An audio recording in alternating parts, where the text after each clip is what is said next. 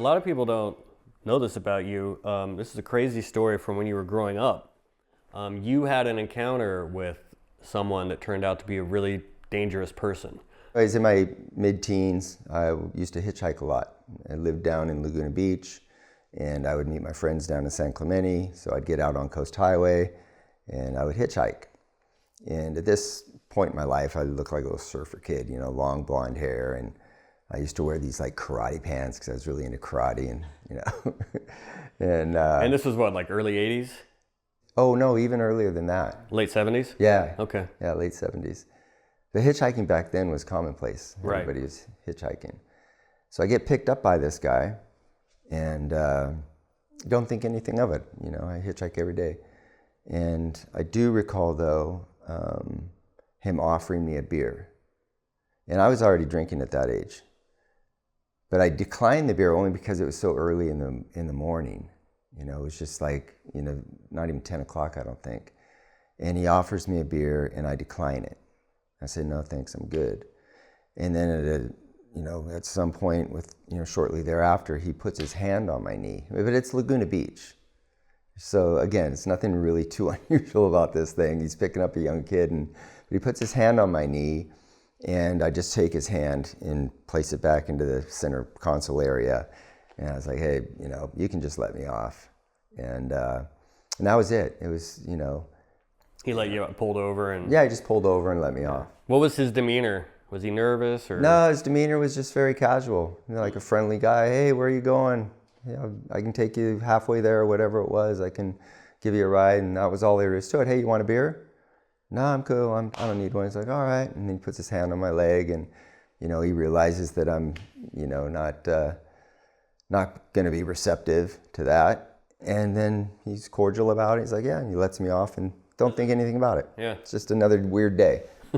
Until years later, and now I'm a deputy sheriff in the Orange County Jail. And I'm not really even aware that there's a person in custody there named Randy Kraft. But I do remember going on a ride-along, which when you're a jail deputy, you know, your aspirations are to get out on patrol eventually. So you could sign up to go do ride-alongs where you get to go out and ride along with a patrol deputy and experience a little bit of what it'll be like to ultimately get out of the jail. So I was with a guy, I think it was a guy named Ronnie Robertson, and for whatever reason, he had to go to where Orange County sheriffs kept all of their, it was like their evidence center, their evidence warehouse. Just hundreds of bicycles and computers and everything that goes into evidence is stored there. And I remember specifically, I was kind of wandering around while he was taking care of his business. I was just like looking at all this stuff in this huge evidence warehouse. And I saw this vehicle, and it was a brown Toyota Celica. And eventually Ronnie had come up to me and he's like, yeah, you know whose car that is? I'm like, I have no idea. But there was something registering in my mind. I couldn't even put it together yet. I just familiar. I'm just like, oh, that's, yeah. And he goes, yeah, that's the guy who's over in the county jail, the serial killer. I'm like, who? It's like, this guy named Randy Kraft. He's over there. He's looking at, you know, he's on trial for killing a bunch of young boys. And now it's just starting to, and so I go back to the jail eventually, and I go and I look at who he is. He is in protective custody, but, you know, as a jail deputy, you can kind of roam around and go, like Richard Ramirez is there and other notable guys. And I remember going and looking at Randy Kraft, and then it all connected. I'm like, holy shit. That was the guy who picked me up years ago. And then I started to get to know the MO of his story and what he would do in almost every single one of his murders. Is that he would take a vulnerable young guy who's either already drunk, leaving a bar, or some kid like me who's just hitchhiking, some wayward kid, and he'd offer him a beer. But the beers were already laced with barbiturates, and that's how he would incapacitate you. How would he lace them? Yeah, I mean, you can just recap. They were Canadian beer. They were yeah, bottled. I think okay. They were Molson. Like there was a Canadian beer. It was a green bottle, and that's what kind of was distinctive about it. And back then, there weren't a lot of varieties of beer. It's not like today, right? You know, there were like 5 beers. Yeah, there was like Heineken was green and Molson and, you know, right, whatever they were. But I remember specifically that was another key element in me kind of coming to the conclusion that I had been picked up by him. Is he had offered me a beer, I remember it being it was a green ball he kept in a 6-pack behind the seat. And that's what he would do. He would lace them, recap them, offer you one, and the next thing you know, you're incoherent and you can't put up a fight. And then, there's a very distinct MO that he used against his victims and to kill them. And, just by the grace of God, I didn't accept that beer that morning, because it would have been the end of me. Right. Yeah. And he was a pretty awful guy. He would basically mutilate his victims while they were still alive. Brutal. Sexually assault them and then kill them. He would emasculate them, and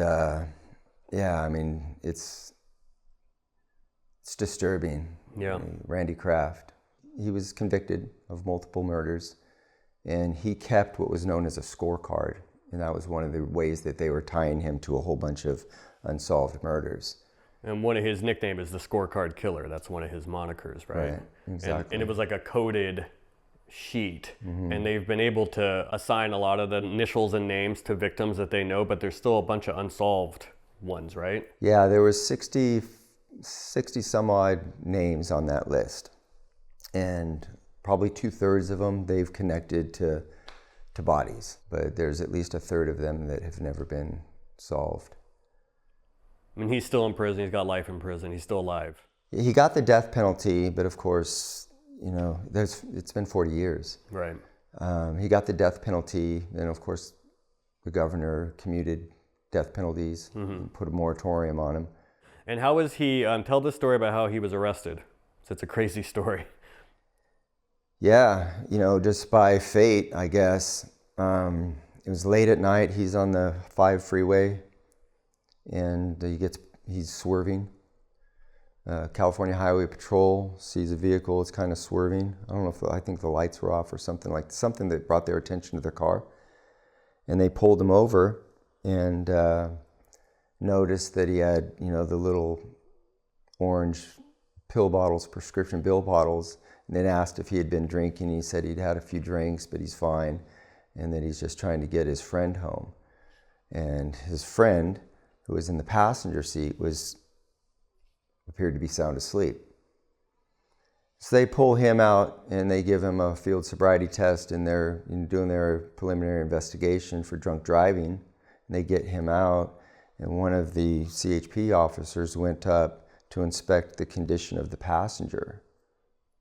And he opened the door, and the passenger's non-responsive, and he checks and sees that he's not breathing, and that he's dead, and that there was a jacket on his lap, and he removed the jacket, and his pants and everything were unbuckled, and so now you have a dead body in the car. And one thing led to another. He was a young Marine. This unknown serial killer was known for picking up and so now they start to connect the dots with all these different agencies. They knew they were looking for someone that was targeting Marines in bars and stuff like Correct. that. And now you got a dead Marine and Correct. This guy. Yeah, I got it. Yeah. And so they arrest him for DUI and for investigation for this possible homicide. And they found out that the guy was murdered, and that led to solving all these other cases and prosecuting him. And yeah, he's the serial killer nobody's ever heard of. It's crazy. He's one of the deadliest serial killers in history, and people don't know that name, Randy Kraft. Yeah. He's not a household name like Right. a lot of the others. And he wasn't one of his MOs that he was dumping a lot of the bodies off the side of the freeway, and that maybe what he was doing with this guy was he was done with them and was going to dump them somewhere. Yeah, he had dumped other bodies in that general area, like on the Ortega Highway, and just along the freeways in Orange County. And a lot of the bodies would be partially clothed, and a lot of them would have skid marks on them, so it was clear they were being pushed out of a moving vehicle. So that was kind of one of the consistent MOs, is that he'd get them, kill them somewhere, and abuse them, because most of them were sexually assaulted while they were still alive. And then they would, you'd either suffocate them or asphyxiation or bleed out because he would, right. He'd cut them and then push them out of the car, and they'd get discovered by somebody who driving to work in the morning, like a clump of, flesh on the side of the road. Crazy. Yeah, it really is.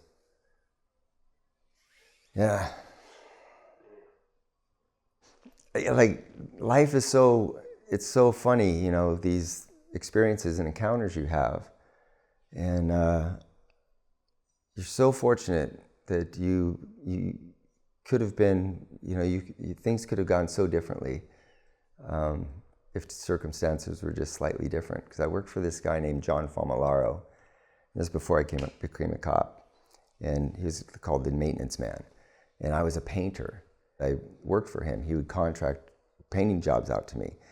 But I always remember something just being a little bit off about the guy.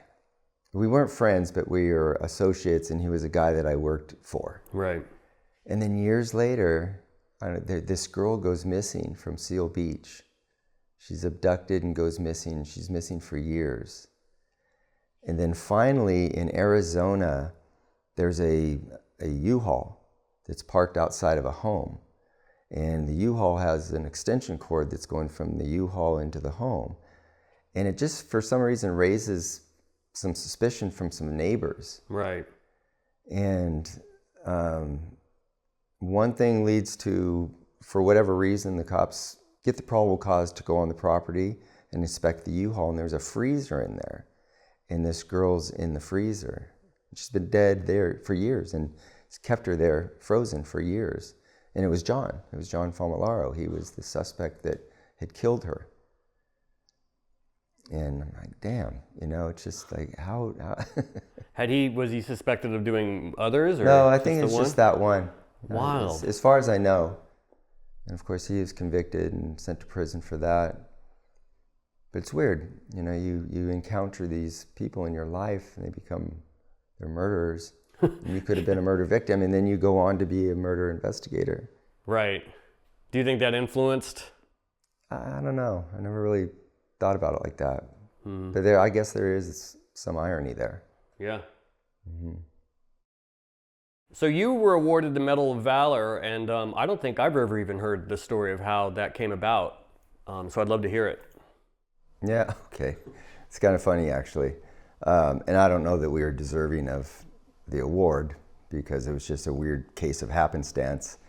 But we were down in Santa Ana, and I was working a task force. We're all in plain clothes. I think there's 4 of us, and we're doing surveillance on a dope house. And we had information there was going to be some transaction at the house. Either they were going to be picking stuff up or dropping off. I can't actually remember. But it was in a cul-de-sac. And I was the point guy at that particular time of the night. And hours were going by, nothing was happening, there was no activity at the house. We start to realize, we probably have bad information, or things have changed. And so now we're just kind of waiting it out.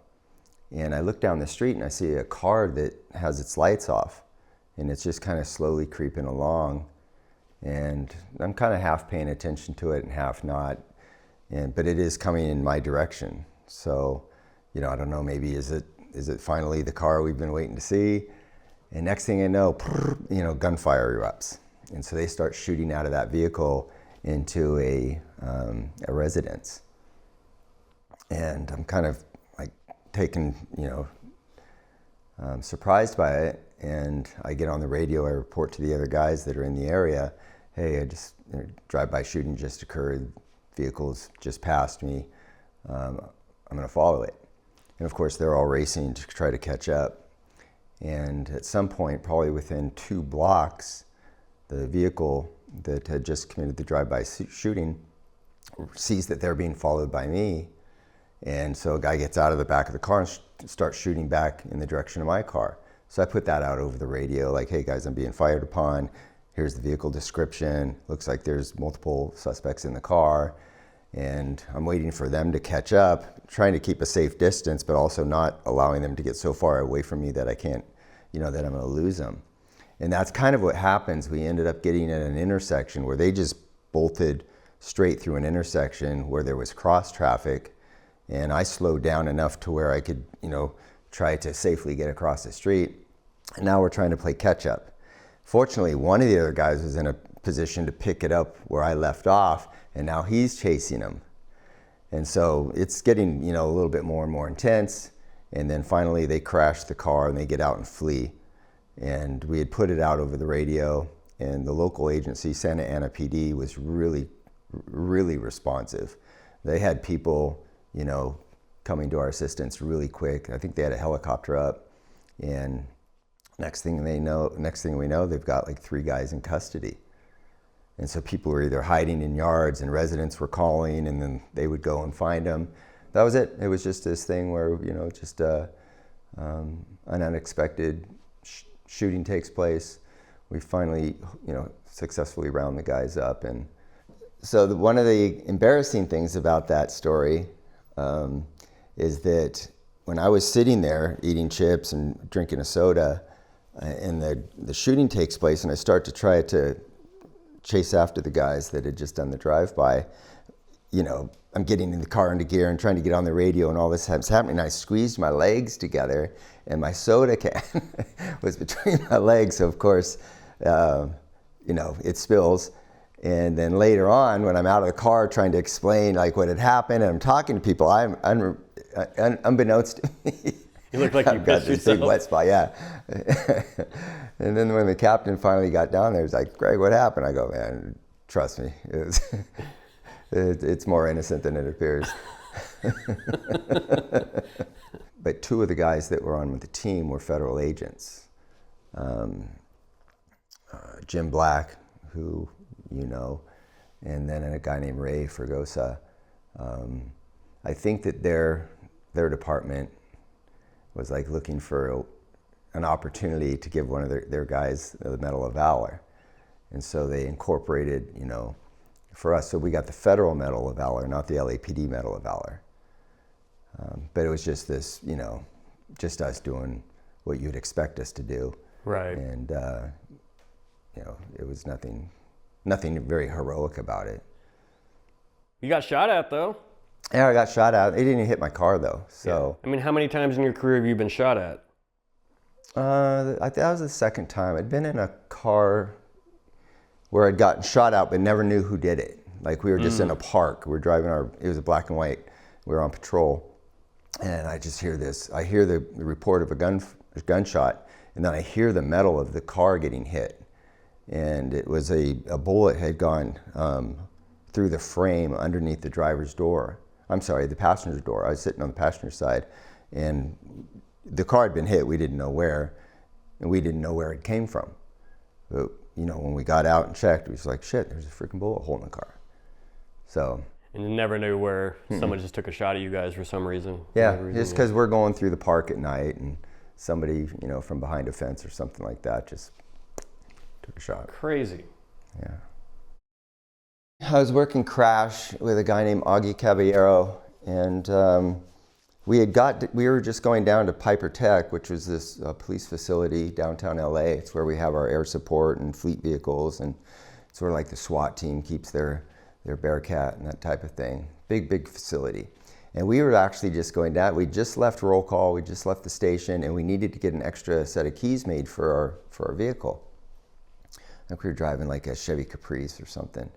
And we were just pulling in, and we see all these people are panicking, flooding out. These civilians are all, running out of the facility down the driveway towards where we're pulling in at.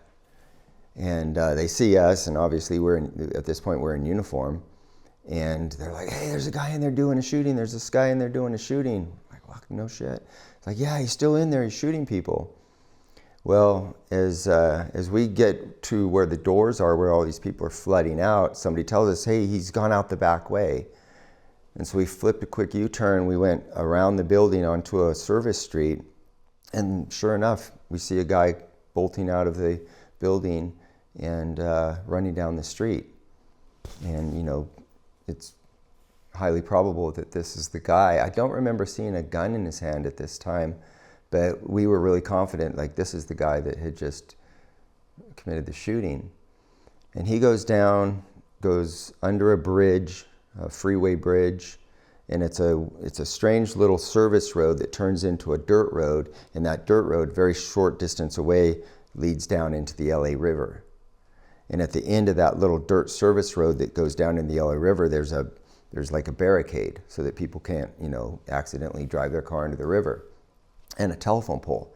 And we come around and like, we're just in the kill zone. And he's already taken up a position like behind the telephone pole. And he had the drop on us completely. Because we're trying to work away this really tight corner. As we get around, he's already standing there. And so now it's kind of like a standoff, and we're waiting for other people to respond. We've got our guns out telling him to drop his gun, and he's very, very hesitant. He's not complying, but he's also not like shooting at us. And he ultimately complies. He gets taken into custody. And then when asked later, they were like, why didn't you engage with the cops? You just got done shooting people in the office. He was an employee there. He's a disgruntled employee who went through the office and started shooting his supervisors. And when he was asked later, they said, why didn't you engage? And at very least, like suicide by cop. And he goes, I wasn't going to die on city property. Like that was just some weird thing to him, that I'm not going to die at a place where I have, I'm so disgruntled about.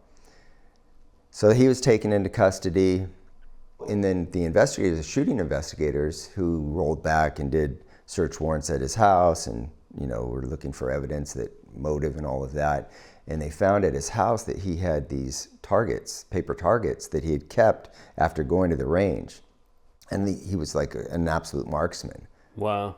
And so when we were, obviously we didn't know it at the time, but in hindsight, knowing how good of a shot this guy was, we were lucky that he didn't engage us. Right. So yeah, and we ended up getting the police star for that, just because we chased this guy down, took him into custody, and he had killed city employees. So another thing where it's just happenstance, you stumble into something and you just do what you do what you're trained to do, or do what you naturally would do. And wow. Yeah. What was the result of it? He probably got life in prison, I assume. Yeah. Did you have to show up for the trial, or? No, he ended up pleading. Yeah.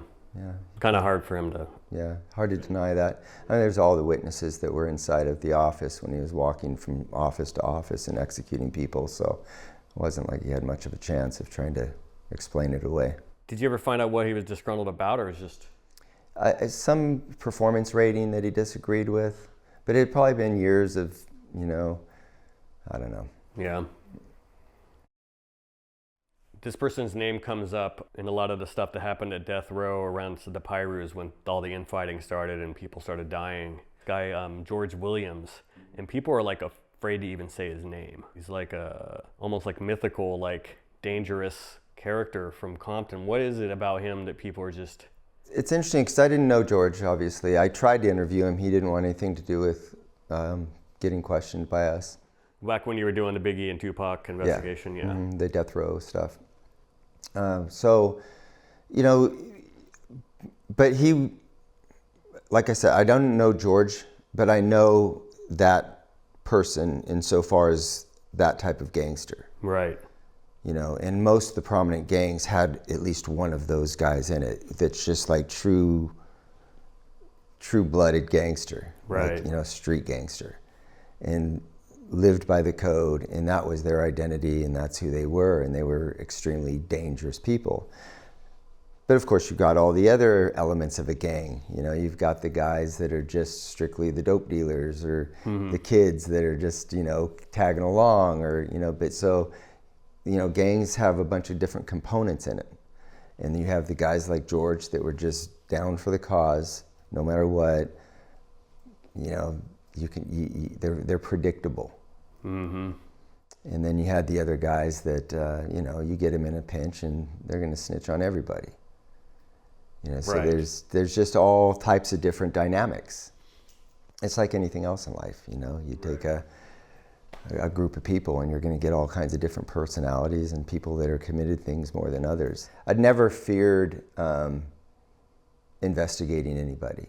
Right. And, you know, it is what it is. And so, but he definitely had a reputation that you should take into consideration when you're dealing with him. Right. Yep. Yeah, it's really interesting. I mean, it's people know, like, because people talk on the internet and stuff, and a lot of these stories have been covered on YouTube channels or in forums and stuff like that. But it is noticeable that like people, like, you know, Reggie Sr. even was just like, you know who I'm talking about, but wouldn't say the name. So I just think it's interesting. It's, I guess also because he's still alive, and most of those other guys that were at that level aren't anymore. Like Apucci would have probably been not much different. A Heron. You know what I mean? But they're gone. Right. You know, George is like the survivor. So yeah. Alton probably would have been like that. Yep. Yeah, they're just people who are completely sold out for that cause. Right. Representing their gang. And George, he's out now, I think, but he did a long sentence for it was like a PCP. They had like a van or something. They had like a mobile PCP lab. Him, Roderick Reed. He's a co-defendant in the same case. And what's Reed like? What was his? Did you know much about him? I didn't. We corresponded through jail mail, but I'd never actually gone and interviewed him directly. I was trying to set up some correspondence just to get some more information so far as what I could learn about his knowledge of Pucci, because he, you know, was one of the first people to allude to Pucci being Biggie's killer. And so we, you know, we're going down that road, but, you know, he wasn't all that receptive to having an open conversation about it. Right. Even though he had written letters to Kevin Hackey stating a lot of this stuff.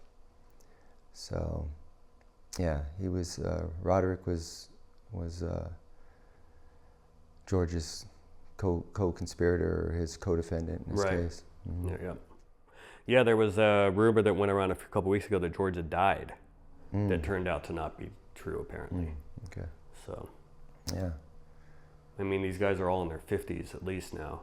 Yeah, after all that time he'd spent in prison. Right. He's got to be past his 50s. He's probably 60 plus now, maybe. Yeah, I would think. Yeah. Yep. So, I mean, he spent the majority of his adult life behind bars. Crazy. And you would think he would do everything he can to never to never go back, unless you become so institutionalized that you don't know what to do with yourself outside of that environment. So I don't know. I don't know George. Yeah. I know plenty of people like him, though. A lot of Georges out there, yeah. There's a lot of Georges out there in the gang world. Yeah. So I started working in the jail in '86. Okay. So you started working in the jail like 3 years after my dad retired from working in the jail. It's wild. He was almost overlapped. He was, for people who don't know, he was an Orange County Sheriff's deputy for like 15 years, and then he got injured and had to retire. But yeah. In fact, it was in the jail that I knew Frank Alexander.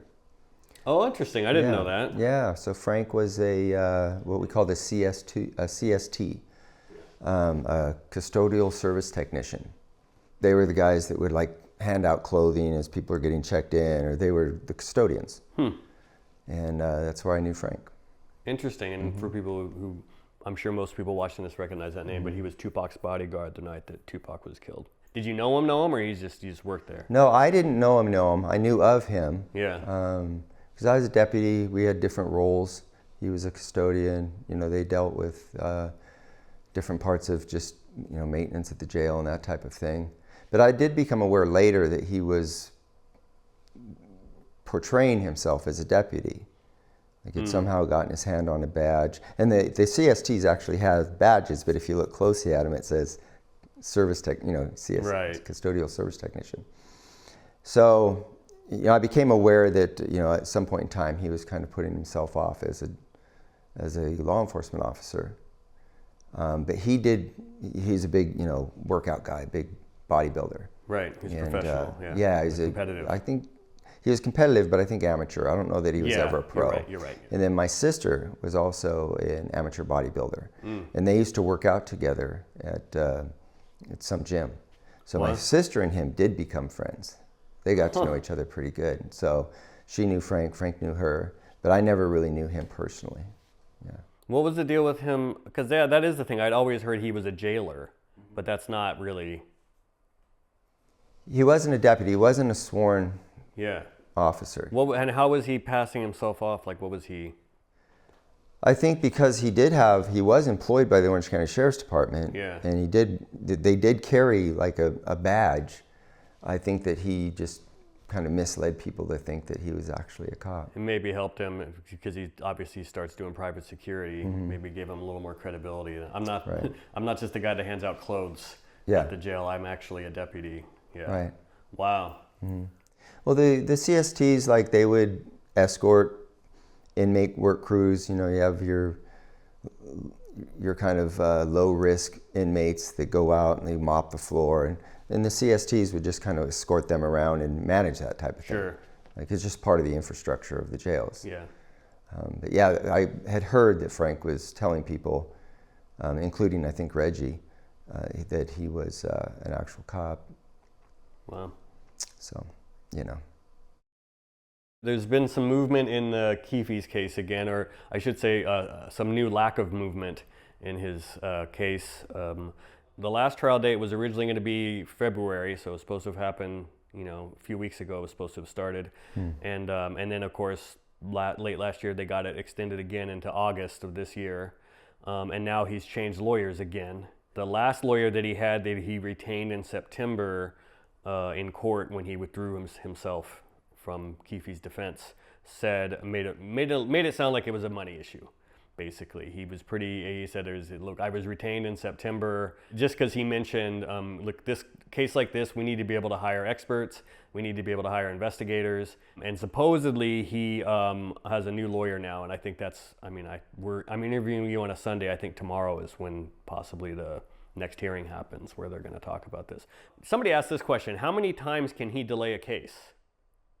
Can he, like, how, is there a limit? Is there a certain point where, because Suge did this too, he went through like a dozen lawyers or more, and he kept getting delays every time, because every time a new lawyer jumps on, they have to learn the case and kind of start from scratch, basically. So ultimately, that decision is going to be made by the judge, keeping in mind that the judge is going to be as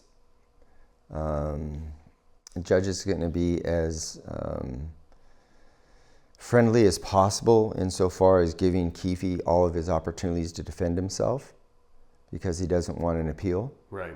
So he wants us to go to trial and not open up opportunities to have an appeal by saying that I had incompetent counsel or I was robbed of, the opportunity to defend myself. So I think the judge at some point,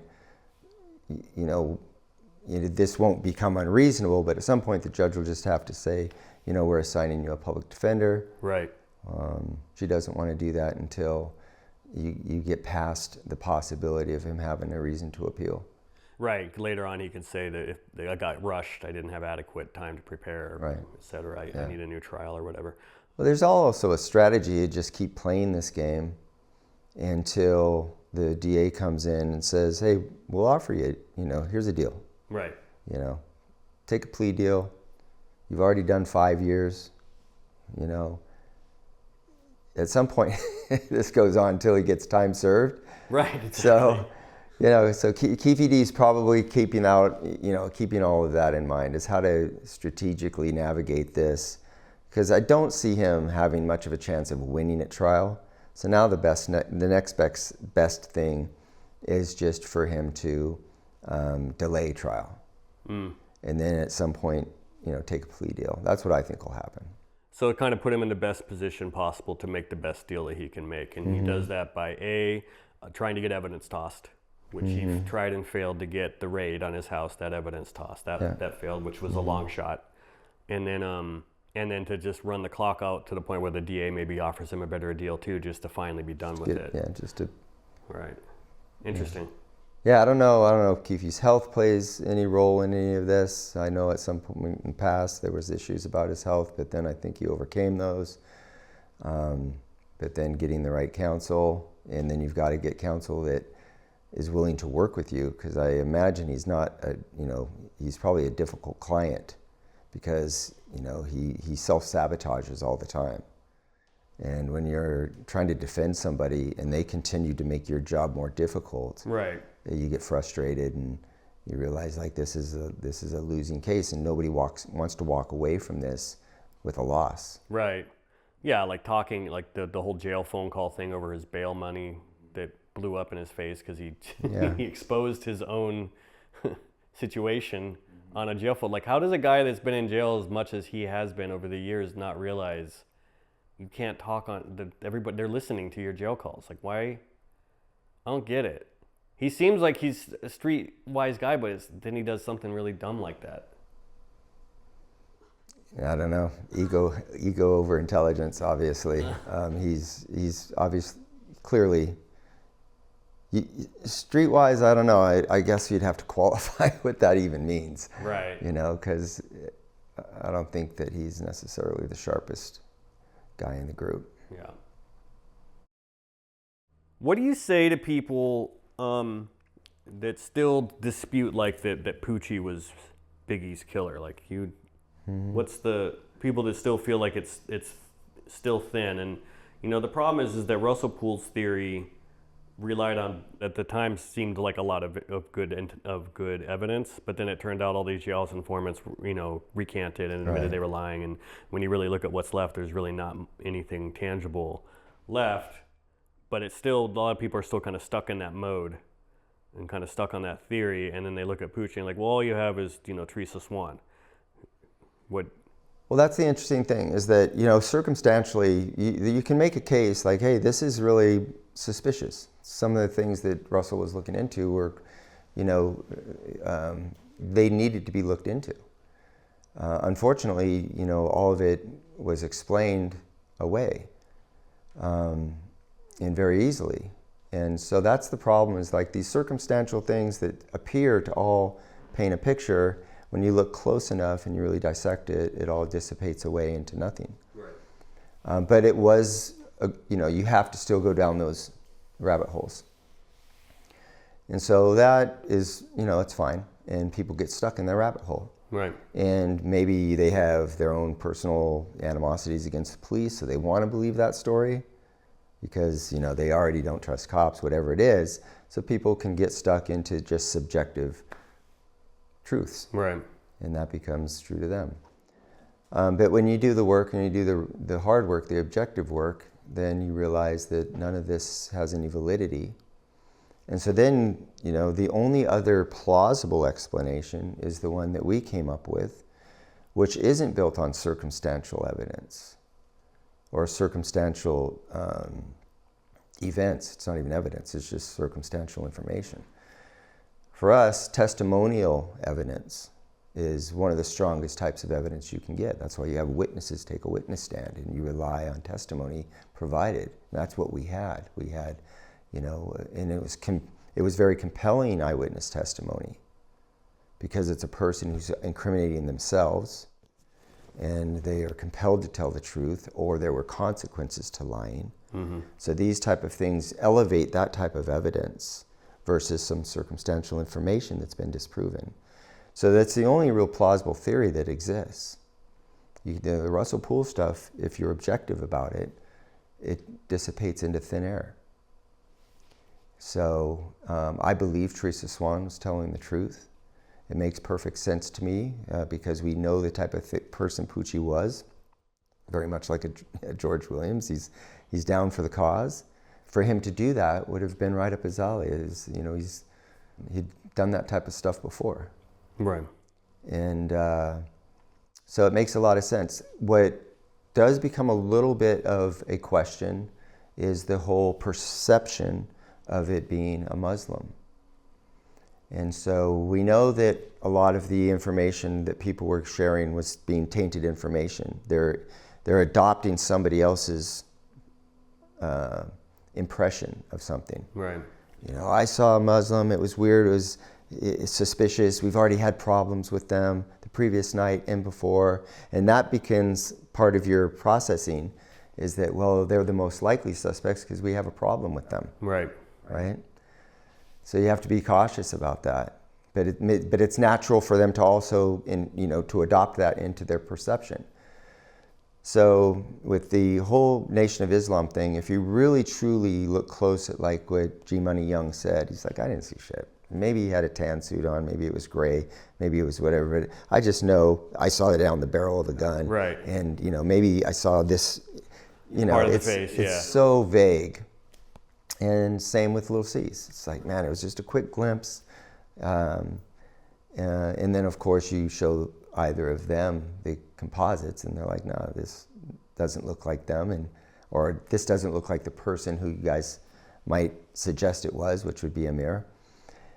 And so the idea that you've got to really dissect all of this information and look at it objectively, and when I do that, I feel like Poochie is the most likely candidate.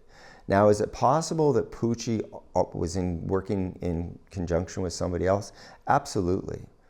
And I would never reject that possibility. There could have been somebody else there. We just know that Teresa Swan met with Poochie. A deal was made that Poochie would carry out the hit, and that there was a transfer of money on more than one occasion. So there was a hit for hire. It's right up Poochie's alley. He's the guy that Suge would likely turn to. And, and then a shooting happens. And whether he was the actual shooter or he was just involved in getting it done, we know he collects money afterwards and he disappears and he leaves town.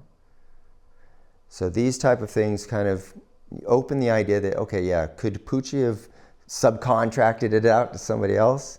Or we also know that it was not completely unusual, and this is actually very common, when gang members are going to go do something like this, they intentionally create a visual deception. Right.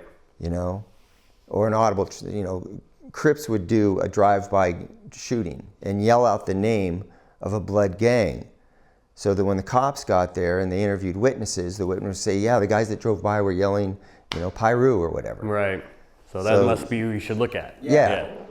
And we also knew that there were home invasions going on with blood gang members in the city of LA, where guys were going and portraying themselves as Fruit of Islam. Right, going door to door to sell stuff, and then they'd get access to the house. Wearing the full FOI garb. Right. The suits and the bow ties. So some thinking goes into it. Right. It's not fly by the seat of your pants, grab a gun and go. So some thought goes into this, and I think that guys like Poochie would have put thought into it. He probably would have known that there was an FOI present because it was already happening at other venues. Right. The Soul Train Awards, the hotels. So he would have been smart enough and perceptive enough to go, that's how I can infiltrate. That's how I can fit in. That's how I can not bring attention to myself, and then when the cops get there and people ask who did it, some guy in a suit and a bow tie. And they'll be like, oh, we got to go look at the Nation of Islam. It must be behind this. So all things considered, for me, like it makes the most sense. There's really no competing alternative theory that's opposing it or undermining it. It hasn't been disproven. And so for me, that's the conclusion I'm drawing at this point, is that she was telling the truth. And it all makes sense. Yeah. And one of the reasons that it's never been officially solved is because that circle, that conspiracy circle, was so small that it likely only involved 3 people. And there is a record, people ask about this, there is a record of Swan visiting Suge in jail and in prison. And a lot, was visiting him a lot. There are the records for county jail, which is where she claims these conversations took place prior to Biggie's shooting, is that she'd visited him under the auspices of being a legal aid, where she could have non-monitored visits and have the conversations with Suge without anybody eavesdropping on him. Yeah, but again, getting in there and having those conversations and understanding that for Teresa Swan, this testimony, these incriminating statements of herself are on the back of her knowing that if you don't tell the truth, there's going to be consequences that don't only affect you, they affect your kids. Mm-hmm. And I think for those of us that have kids, would weigh very heavily on doing the things that we have to do to protect our kids. And if that means telling the truth, in getting somebody else in trouble, then that's typically the course you would take. This question comes up a lot. Of course, when Keefe confessed to you guys, to your task force, about Tupac's murder and that his crew was behind it, people like to say, oh, well, everybody was dead and the car was dead when he'd said that, but that's not true. T. Brown was still alive when Keefe confessed all of this, and was still alive after your book came out. Was still alive for years after that too. I think he was murdered in 2015. Right. So what would have happened? People always ask, well, why didn't you go after T. Brown? Then Keefe's just implicated him as the driver, so he's as guilty as everybody else in that car. Yeah. What would have happened? What was the plan for him? Yeah, so the plan for him was to do the same thing with him that we had done with Keefe. Get him into a corner, into a legal pickle, where we had information that he was dealing dope, even though it was just street-level narcotics, just in Compton. Because of his history, it could have carried a pretty heavy sentence. And so that was the plan, that was the strategy. So, all right, let's go get T. Brown, do the same thing that we had done with Keefe, get charges against him to where it's in his best interest to tell us what happened. And then I got removed from the task force, right? And after I get removed from the task force, still the objective is other people can go do that. I don't need to go do that. But other people can and go finish the job. But then our administration makes the decision at that point that, hey, give Vegas their case. Focus on Biggie's. We're going to, shut down this whole two-pronged investigation. And that's what I believe the ball was dropped. I think that was a loose end that could have been capitalized on. And then it wasn't. And so he ends up getting killed sometime later. And now that no longer is available to us to use him to further the case. Because you'd have just played him against Keefe and vice versa. And that's the way it should have happened. Yeah. Yeah, so it's... What do you think about Corey Edwards? Originally Corey Edwards' story back in the 90s after Tupac was killed was that he was at the bar at the MGM. He sees Orlando Anderson right after Orlando Anderson's been beat up by Tupac and the Death Row guys and the Pyrus. And back then he says Orlando didn't seem too upset about it, and then we parted ways. And I didn't see Orlando again for the rest of the night. And then hours later, I heard that Tupac had been shot, right? And then when Brennan went and talked to him, I think you both went and talked to him when you were doing your task force, the story, I think, got closer to the truth, which was he was really mad, and he was talking about getting revenge, and he left with the other guys to go find Tupac and Suge, and then he found out that they'd been shot. And then finally, he went on A&E, years ago and talked to Ben Crump on that, who killed Tupac. And then he told the more story that actually lines up with Keefe's story, which was, and then I went with them. I got in the van and we went looking for them, and then, ultimately parted ways. I was like, man, look, we can catch up with all this when we get back in Compton, And Lane looked at me and said, dog, if it was you wouldn't want to wait till we got home. And when he said that, I was like, you right. Whatever happened in that video was going to be responded to. Most definitely. Could he become a witness in this? Obviously, if he doesn't want to, they can't make him. What's his whole? Yes, so I don't think that we've ever gotten full disclosure out of Corey. I understand that he would be more likely to open up to a civil rights attorney like Crump than he would with law enforcement. And so I get how his circumstances or his predicament kind of evolved from when he's like, man, I just don't want to do with this. And then years go by, and then it's like, well, I'll talk a little bit more about it. And then much more time goes on, and he's more comfortable talking about it. And so some of these alliances that they may have had have fractured over the years. Maybe you're not as loyal to your friends as you were. Yeah, Keefe hates him by that point. So, and so I think Keefe called him a snitch after Russell Poole's book came out. So all of these things kind of lead to opportunities to where guys feel more comfortable telling you what they know. Could he be a witness? Absolutely. He could get called in. Could he take the stand and plead the fifth? Absolutely, he could do that. So I can't really imagine him providing testimony in the court trial. Right.